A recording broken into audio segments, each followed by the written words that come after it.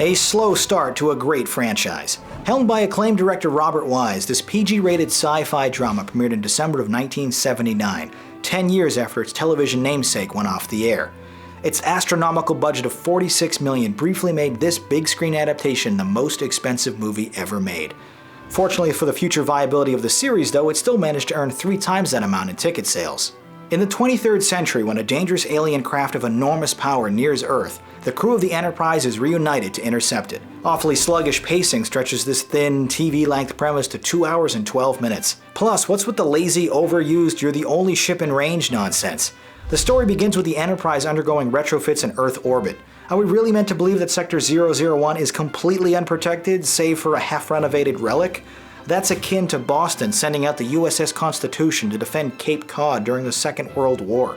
The entire original cast return. William Shatner, Leonard Nimoy, DeForest Kelley, James Doohan, Walter Koenig, Nichelle Nichols, and George Takei. Each performer has had varying levels of success over the decades, but Star Trek is undeniably what they're all best known for. And even though the script only provides superficial developments, and several of them seem a bit rusty in their old shoes, it's great seeing the crew back together for another adventure. Joining them is Persis Khambatta as an exotic-looking navigator turned alien probe, and Stephen Collins as a senior officer stubbornly sidelined from his post. Everyone does their best with the clumsy dialogue, but I'd be lying if I said the acting here was great. Here it comes. Engineering status report. Our shields cannot handle another attack. Mr. Spock?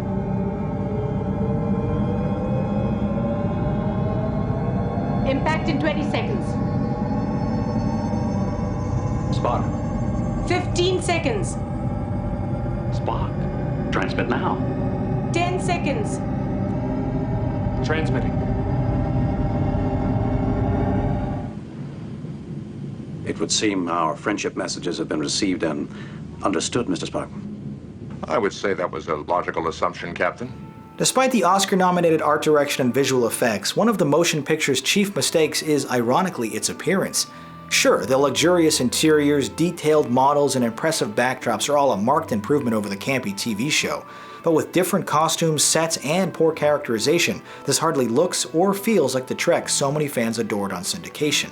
And even though the story is set centuries in the future, the influences of its 1970s production are readily apparent, as every costume and environment is a dated product of that era. And all of it is on proud display thanks to Wise's wide and static cinematography, which occasionally achieves deep focus by merging 2 separate shots together.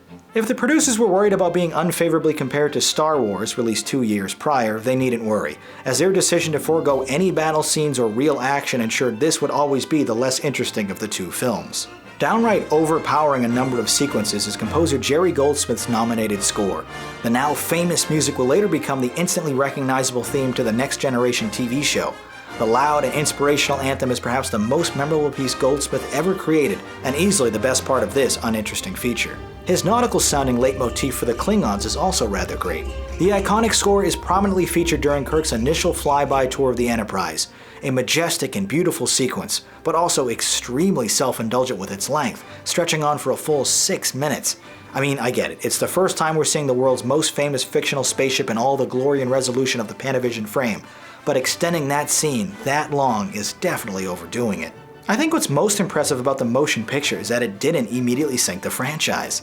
It's my least favorite entry in the entire series, far too bloated and slow to maintain any excitement.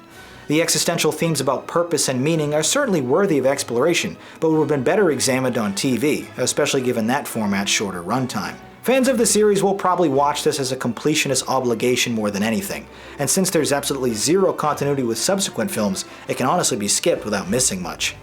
Star Trek the Motion Picture is an overstuffed bore, despite its wonderful imagery and music. Now let's see what you had to say about it.